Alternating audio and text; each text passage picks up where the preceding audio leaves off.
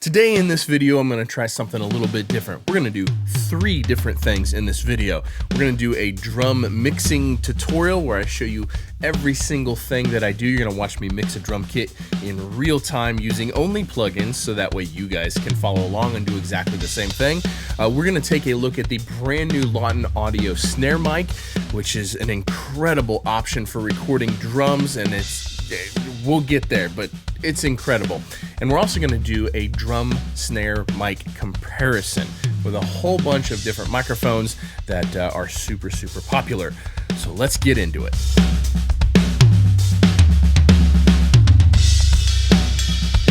Hey everyone, I'm Colt Caparoon. Thank you for stopping by for another video. Little backstory before we get into the mix tutorial. Firstly, snare drum was the most elusive thing for me in my career. I would listen to these records and I would hear like these incredible drum sounds and just not have the slightest clue how they got there. Just no clue whatsoever. But what that did is that made me obsessed with drums, and it made me obsessed with figuring out how to get that sound that I love on every single song, out of every drum kit, and out of every drummer. 21 years later, I feel like if you ask most people that are fans of my work what one of the defining characteristics are about my work, they will probably say incredible drum sounds is like one of the standout features of all of my work at this point, which is awesome because that's what I wanted.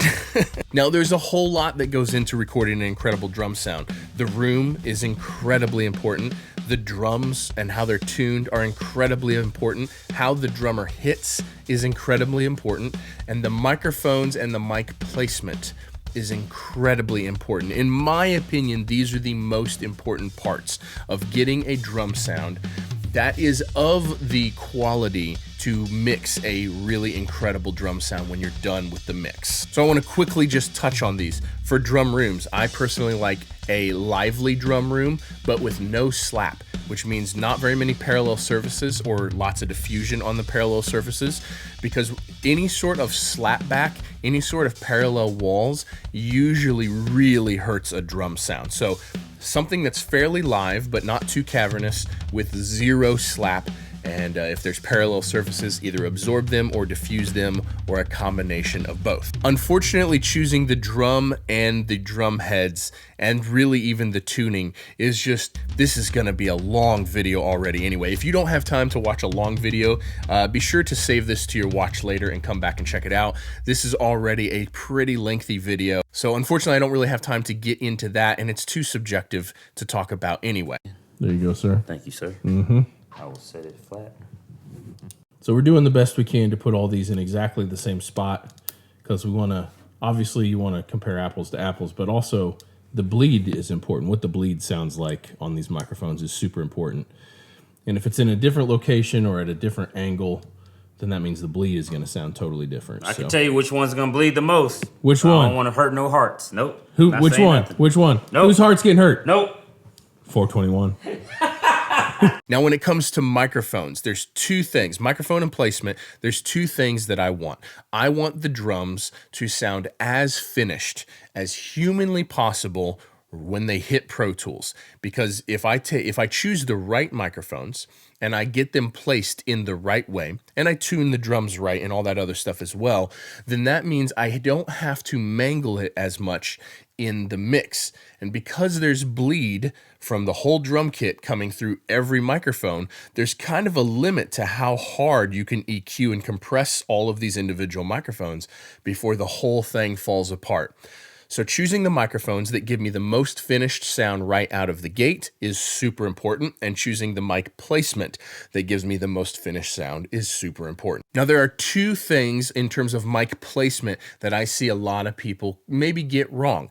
One is putting the microphones too close to the drum heads. I personally like my microphones several inches off of the drum heads, and I find that this gives the best balance between tone and attack, because if they're too close, then you just get this tunk, tunk, and you don't really get like the body of the drum. So usually a couple inches off, 2 or 3 fingers off of the drum head itself, and then where the microphone is pointed has a big effect as well. The closer you point a microphone to the rim, to the outside of the drum head, the more body you'll get. But the closer you point it to the middle, usually the more attack you'll get.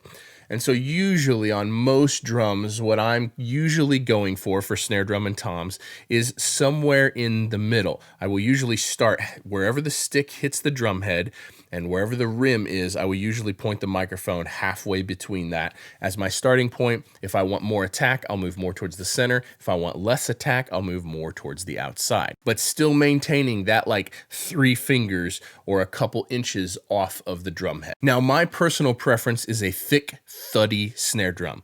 I always love thick snare drums. All the records that are my favorite drum sounds, they have thick, powerful snare drums, and it's really easy to get a thin sounding snare drum. It's not so easy to get a thick sounding snare drum. So I've used a ton of microphones, and we did a ton of microphones on this shootout. By the way, there are links down below to download this ProTools session, or if you're not in ProTools, there's a link down below to download these files, and there's a document in there with timestamps that gives you all the different microphones that we use to compare all of these different snare microphones. And there's also a link down below to the brand new Lauten Audio Snare Mic. Now, I have used every microphone that you could possibly think of on snare drum over the past 20 or 21 years, and we used a ton of them just in this video. But I can say with confidence that this new Lauten Audio Snare Mic is my new favorite. I wouldn't be doing this video otherwise. They actually sent me the prototype like 8 or 9 months ago, and we tracked a couple songs with it. Here's a song that we tracked with it. That just ain't none of my business. Keep that shit to. And I'll link that song down below so you can go check out a finished released song.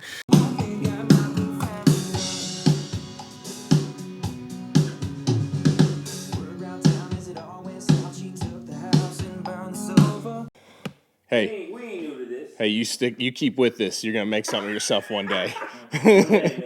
We tracked several songs with this, and I was like, wow, this really gives that, like, it's so much easier to get to that thuddy, thick snare drum sound than it normally is, because there's so much of that character baked into the microphone.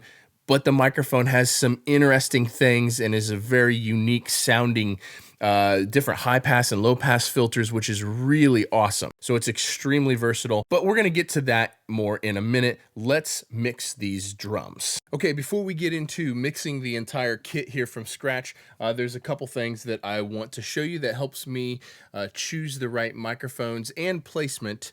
And I think it's a super important part of how to get the best overall drum sound. Now, since we're using the new Lauten Audio Snare Mic, we are going to listen to just the snare on these examples. I'm trying really hard to keep this video condensed because this has the potential to be a really long video.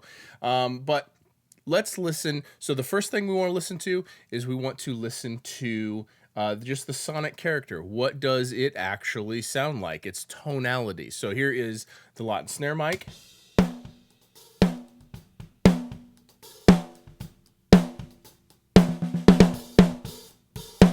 Here's a 57.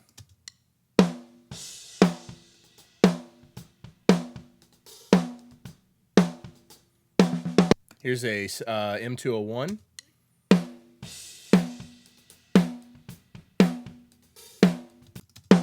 Here's a Beta 57. Okay, now right away I hear tonality differences between them. There is 2 that are the clear winners to me, really 2 that are the clear losers to me. The 57 is my least favorite overall. It's honky, kind of nasally. I've never really cared for the character of a 57. I know it's a super iconic microphone, not my taste. Beta 57, it would be my third place between these. And by the way, all of these are available to download. There's a ProTools session down below and files printed. So whether you're on Pro Tools or you want to import these files, there's a link down below where you can download all of these and compare all of these. You can see how many different snare microphones we compared. So download them all, check them out for yourself. The Beta 57 is better. It's still not my favorite. The M201 is really good in my opinion. Sounds really balanced. But the snare mic is actually my favorite, and there's one particular reason why. It's because it's the thickest. Now, anytime you can get the most finished sounds possible right out of the microphone, the better everything is going to sound, because the less you're going to have to mangle it with EQ in the mix. And my preference, it may not be yours, but my preference is always a thick, thuddy snare drum. I like my snare drums to be thick and powerful sounding, and the snare mic is definitely the thickest and most powerful of all of them. Take a listen again.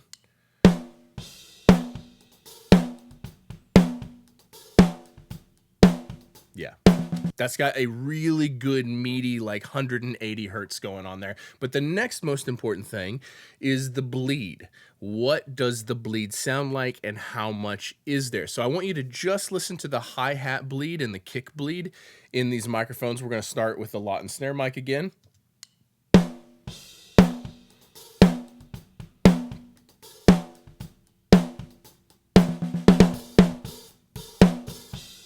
Now let's go right to the one that I kind of like the least, is the 57. Listen to how kind of phasey and nasally that bleed sounds.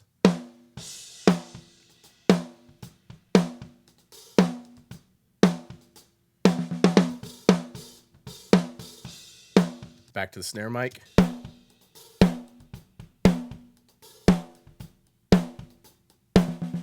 I don't know if that's coming through here or through YouTube, but that is something that I pay attention to. The more pleasing the bleed is, the better chance you have of getting a really finished drum sound, a really awesome finished drum sound, without having to fight too much, because that bleed's there on every one of the drum microphones, no matter what.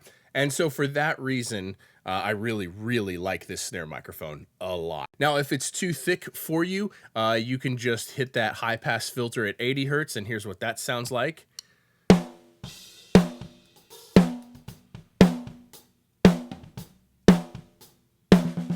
I think they did a really good job with that. When you flip that high pass up to 80 hertz, it instantly has the bottom end of like most of the rest, like in the ballpark of most of the other snare mics. So that's really awesome that you can have that super fat thing that I personally love. Or if it's not your thing, you can just flip the switch and you can really tailor it. You know, maybe you have a really thin sounding snare drum, you can leave it flat. Maybe you have a really thick, thuddy, dead, like 70s snare drum, and you need to high pass it a little bit to make it sound natural. So I just wanted to point that out.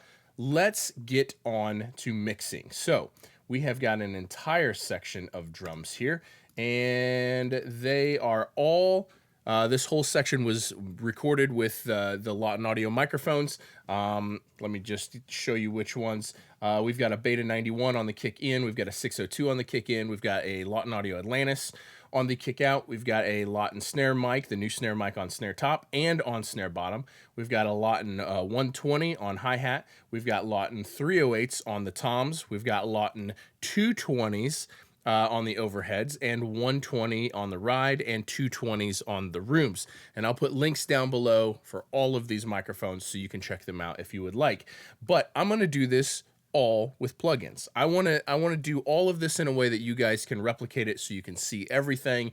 There's no hardware magic here. I just want to walk you through how I would do this. Now, the very first thing that I would do, and I would do this when I'm mixing a song as well, is we're going to create two auxes, two stereo auxes, and we're going to name them drums in all caps. There we go. And then we're going to set the inputs of both of them to bus 1 and 2. And we're going to go ahead and create a master fader while we're at it. This would already have been done if I was actually mixing a song. Okay, now we're going to take all of the drum mics except for the rooms, and we're going to set the output of all of these to bus 1 and 2. So that way, all of the drums except for the room mics are running through both of these buses equally. Now, normally the first thing that I would do is I would check phase relationships between the overheads and the snare drum, and then the overheads and the kick. And I have a whole video about this. I'll link it down below, but I would check phase relationships of all of this stuff. I've already done that. That happened in the tracking phase for this. So we're just right into mixing here, trying to make this video as short as possible. Let's hear what the whole kit sounds like at the moment.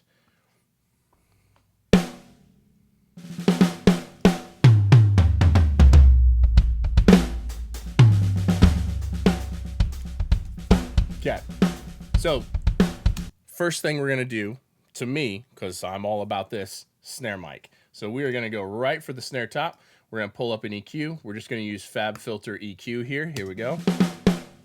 Now the first thing that I wanna do is I wanna kind of get rid of, let me get to where there's a little bit more of a beat. The first thing I wanna do is I kind of wanna get rid of this like 400-ish hertz resonance, and this is something that I do on most snare drums.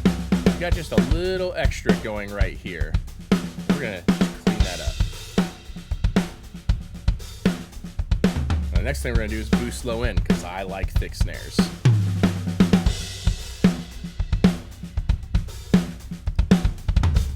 High pass, so that way we can get rid of some of that kick bleed in there.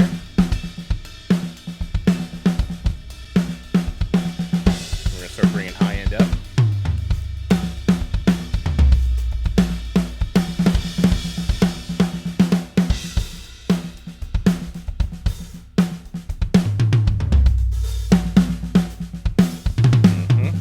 There we go. So we're going to start there, and then we're going to use a little bit of compression. I'm going to use the arouser. You can really use whatever. I like a fast attack, or a fast release, and kind of a moderate slow attack. Here we go. Let's go 3 to 1 on this.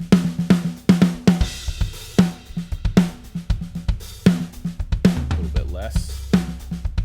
Let's high pass this a little bit.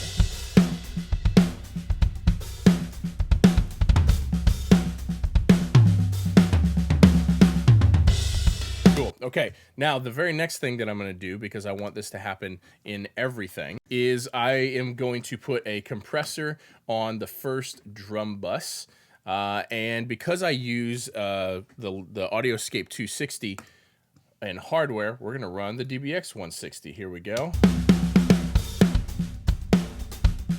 I just want it hissing it.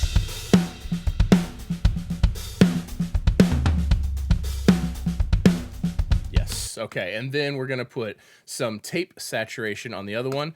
I've been really digging this Toop plugin lately, so we're just gonna drag the tape saturation up.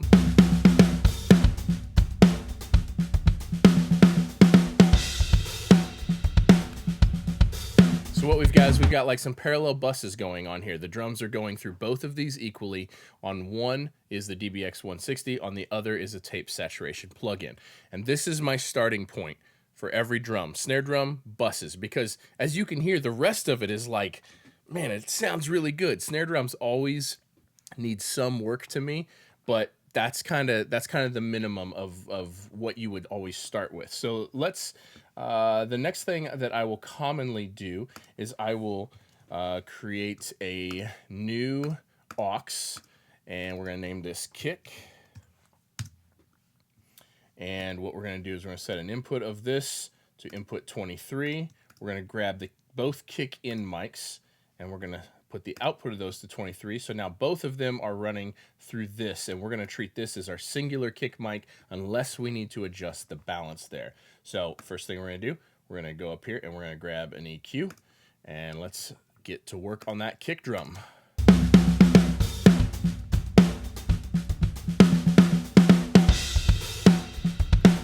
A little thick in the 200 range.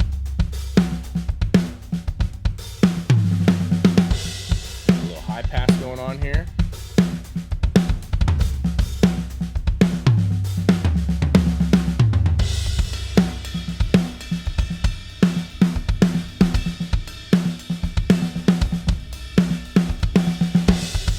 Now, this is all super subjective, so do whatever you feel is necessary here.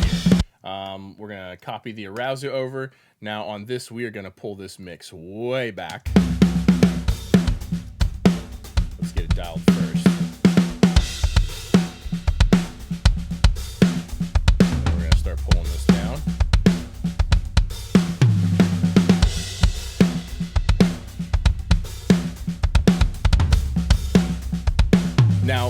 Now, depending on the genre and the style, you know, this could totally change. You may want this way crispier. Also, when there's guitars going on, you would normally mix these drums way brighter than you would think because it's got to cut through guitars. So I'm just going to kind of go middle of the road. You do this however you want. I just want to give you guys a behind the scenes.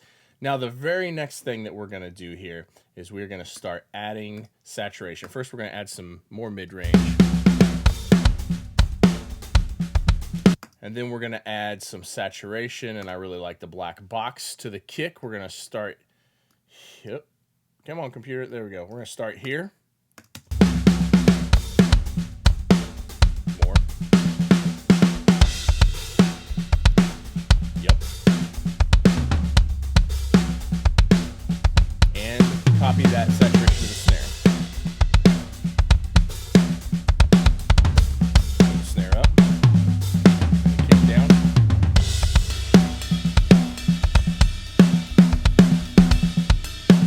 A little bit less low end, a little bit more top end.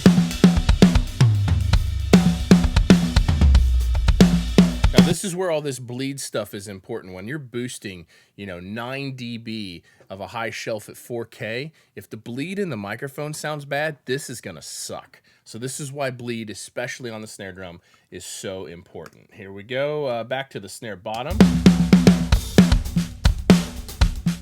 Now I'm a huge fan, and I do this on every song, of DBX 160 on the snare bottom, and it's perfect.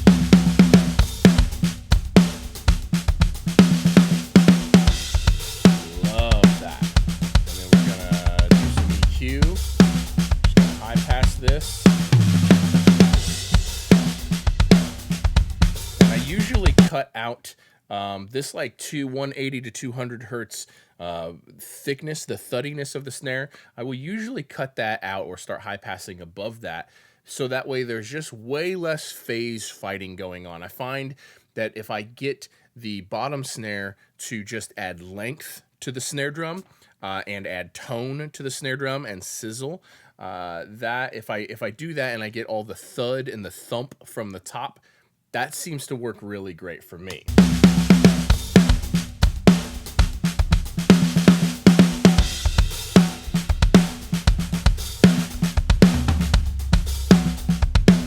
Pull that down. Now we're going to go into overheads, and we're just going to set these at unity, see what we're working with. Okay, now the first thing I can hear is that the snare drum is leaning to the right. So we're going to go over here to the overhead ride, which is panned to the right, and we're going to start pulling this down a couple dB.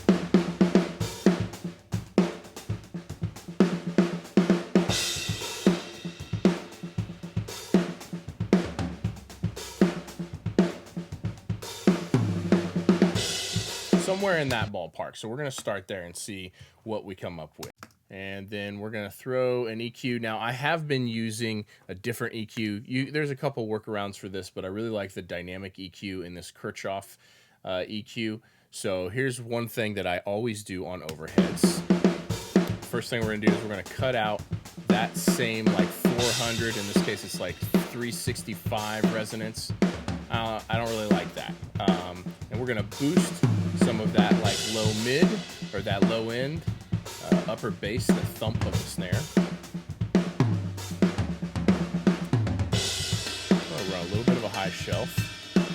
But this region right here, this like 2.5 to 3K, always gets just a little harsh. So I'm not, rather than cut it, because then we're getting rid of all of the openness of the snare drum, rather than cut it, we're going to go into some dynamic EQ. So we're going to pull the range down on this. We're going to go with a very fast attack and very fast release. Here we go. What I want is I only want this to trigger when the cymbals are being hit, like that.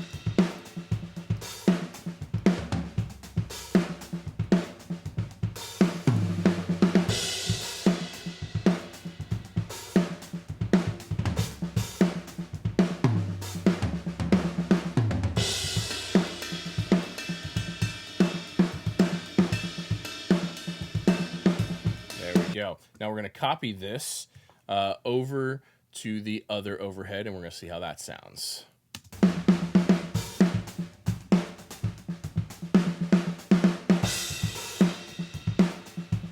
See how it kind of gets rid of a lot of that harshness?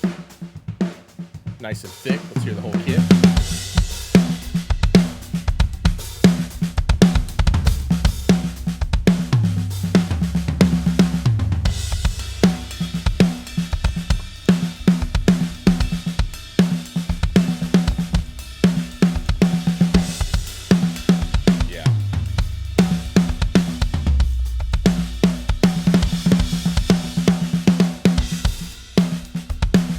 Okay, now rooms next. Solo them up. Now, I'm not usually a fan of doing things in solo mode. However, I really want you guys to be able to hear what I'm doing here. I want to get rid of all the sizzliness from the room. I don't want any of that. I also don't want any of that that harshness that we just cut out. So we're gonna pull some of that out. Actually, let's do a bell on this. I think that'll better suit us. We're gonna do a high pass. We want to kind of at least get rid of the kick up to where the thumpiness of that snare drum is right here, and we want to take care of that like 300 to 400 hertz thing. Yes.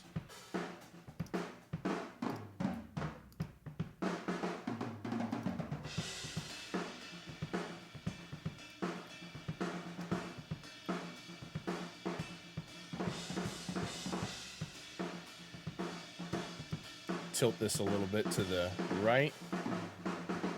Snare drum's leaning a little bit left, but that's okay in the room. We are going to saturate this considerably with, let's do the toop again. Here we go.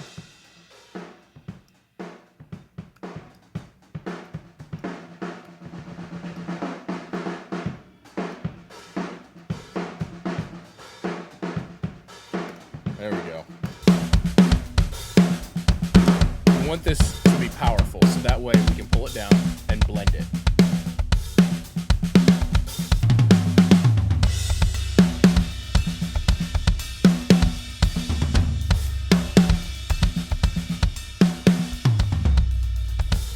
And I'm going to go ahead and put a limiter on this master bus, this mix bus, just because I want to make sure that we don't go over level on the hard disk recorder.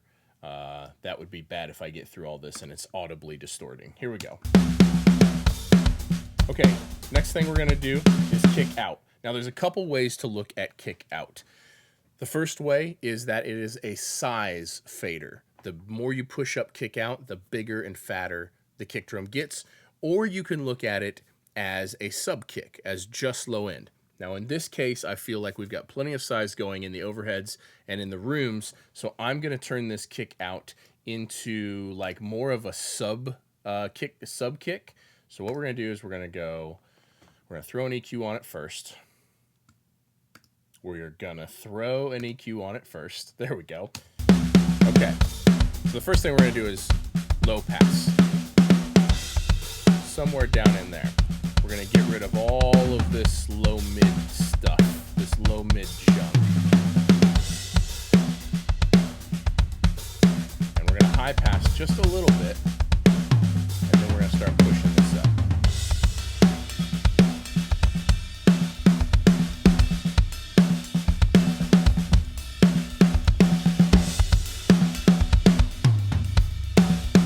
Man, this Atlantis works really good on this. Look at how thick it is, just evenly thick all the way down to like 30 hertz. That's incredible.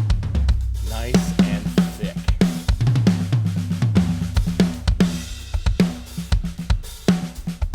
Now, if there's a bass guitar going, I would use this kick out or the sub kick, and I would use those to balance the low end between the bass guitar and the kick drum. So if I want just more low end on the kick drum, this kick out goes up. If I want less low end, then it comes down. So you kind of have independent control there, but I kind of like where this is sitting. Hi-hat last. Now, a thing that a lot of people forget is that there's a lot of snare bleed in the hi-hat, and it's useful. Get that low end going. Like, get after it. Let's get rid of this junk right here again. A little sizzly right here in this area. So we're going to push this up. We basically want to just level this out.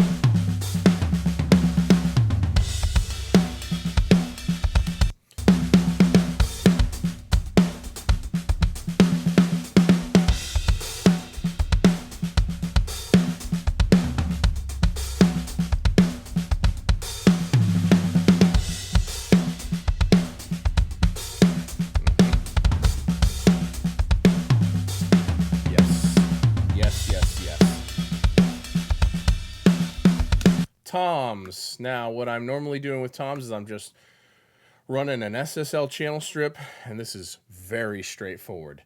I advise you to mix with your ears. However, I've done this so many times and on this drum kit so many times. We're going to turn the high pass up just a little bit. We're going to leave it at a high shelf, pull it down to somewhere between 5 and 6K and boost it just a little bit.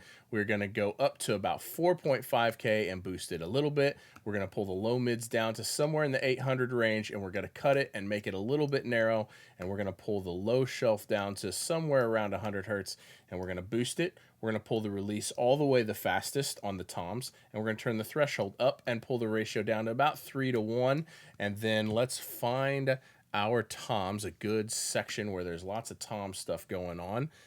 Here's some tom 1 stuff right here.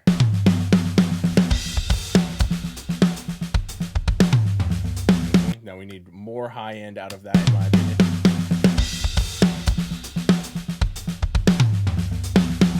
And less 800-ish, widen it up. More low end.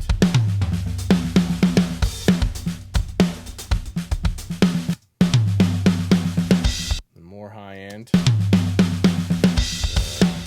Go up a little bit.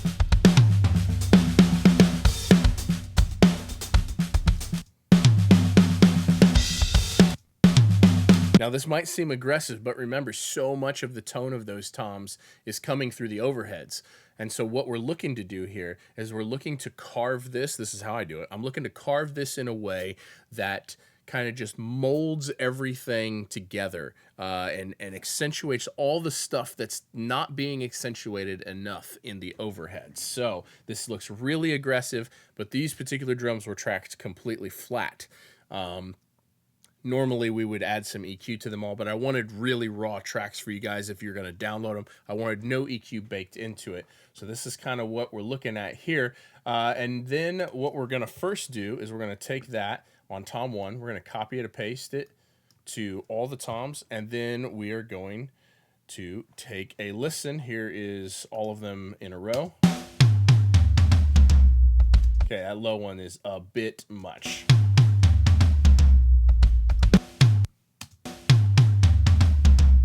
So a little much on the compression.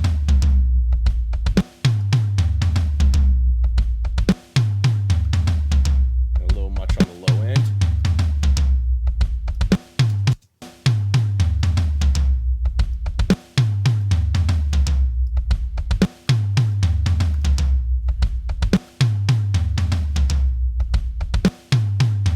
There you go.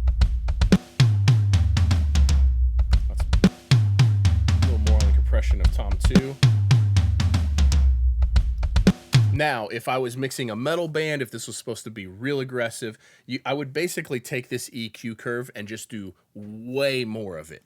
This is kind of the EQ curve that I'm usually doing on most all of my toms, and it's just less boosts and cuts if I want it more natural sounding, and more boost and cut, more amount if I want it more aggressive and more modern sounding. And so this is kind of really what I'm doing to all of them. Now, the very next thing, and I'm going to do this very quickly because I have a whole video on this exact thing, but the very next thing that I'm going to do is, let's use this part as an example right here. Is because I don't like the bleed in the tom mics, and I always do this because I can only EQ so much before it's way too much, is we're going to pull all of these down to 13.5, the volume of these tom mics. Don't ask me why I landed on 13.5. I don't really know. Maybe because the volume line is in the center. I really don't know. And let's make these a little bit larger. And I do this on every single song. And so what we're going to do is we're going to take our hand tool and we're going to start automating.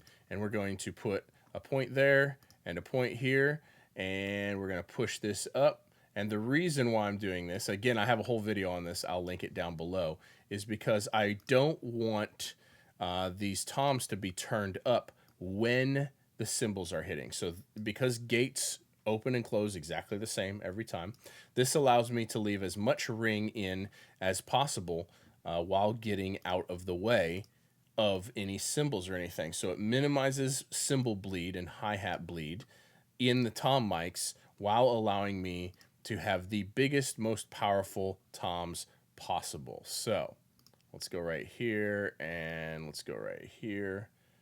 And this is a trial and error thing. I've done this for literally thousands of songs, but you'll be able to hear now what this sounds like.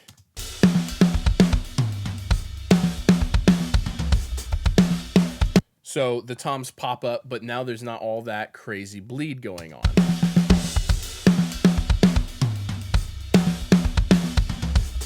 Now I would like the toms to be louder than that. So we're just going to take the fader and we are going to push the fader up on all of these. And this is how I mix the level of the toms after.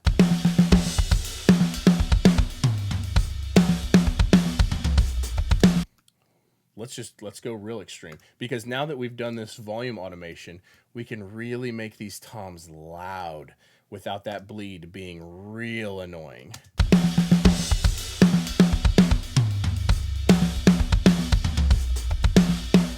And that's how I do it. Let me find one to show you how I would process one in a cymbal hit here, if there is one. Yes, okay. This is a great example right here. So you can see right here, this is cymbal bleed. That is a crash. Yep. Actually, there's a crash right there. There's a crash right here. So what I would do is I will set an anchor there and set an anchor just on the beginning of that crash. And then we're going to push this up to 0. And there's 2 hits here, 1, 2. So we're going to come like halfway between and we're going to push that up to 0. And let's go ahead and do this one while we're at it. And we want to get out of the way of that crash like this and like this. And then we're going to do this low tom as well. And we still want to get out of the way of that crash because that bleed is nasty. We don't like that bleed. You can leave it in if you want, but you're going to have a real limit to how hard you can carve your toms and how loud you can make them with that bleed still being acceptable. So here we go. So you can hear that gets out of the way of that crash cymbal, and the crash bleed still sounds pleasant because it's almost entirely coming from the overheads.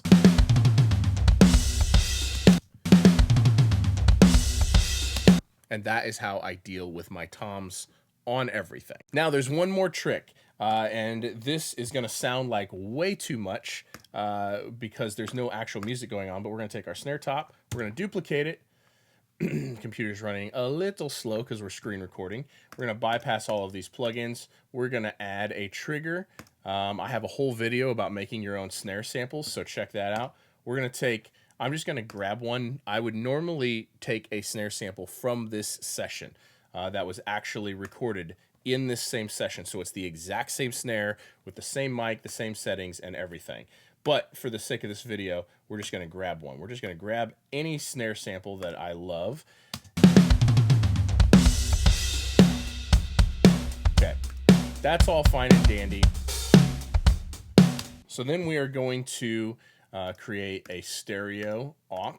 We're going to name that S verb for snare verb. And we are going to assign an input to it, bus 3 and 4. We're going to put an insert on the track of reverb. We're going to go Valhalla Room on this one. I'm just going to grab a random preset of a room mic that I use for snare. And since this is set to bus 3 and 4, then we're going to set an output or a send of bus 3 and 4. But we're going to select pre over here. Now what this pre means is that no matter what happens on this fader, it's still going to work. So we're going to turn this fader all the way down. Then what is happening now is we are only sending the snare sample to the reverb. and we're not hearing the sample in the mix. We're just using the sample to trigger the reverb, so there's not a bunch of bleed in the snare reverb. Here we go.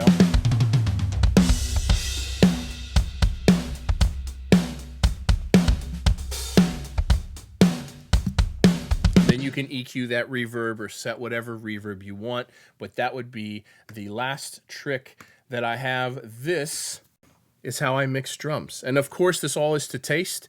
And of course, this is all based on the style of music. This is, you know, it could be way more aggressive. It could be way more natural, depending on the song that you're actually mixing. That is how I mix drums. Now, I do want to point out that the bleed on all of these Lauten Audio mics, pretty incredible. These 308s on the toms, the bleed is so pleasant on them. I really like that. And I really enjoy how thick the snare mic sounds, and I really enjoy what the bleed sounds like in the snare mic. It's really easy to get a thick, powerful snare, and we could have pushed it way thicker than that if we wanted to. Okay, so here it is. This is the snare mic from Lauten Audio. This is the box that it comes in. You got all your specs on the side there. Good, looks like recycled cardboard box. You open it up, you have a welcome to the family, a register, QR code to register, which is nice, makes it easy. And you've got your serial number right here in a sticker. Inside, you've got the microphone in a bag, and then it comes with is it a handkerchief? It sure is. Care for snare, use a snare mic. What's kind of neat about this is this might be able to be used as like a tea towel to deaden your snare drums right in there. Very cool. Nice cushioned bag with a little Lauten Audio right there. And inside is the actual snare mic.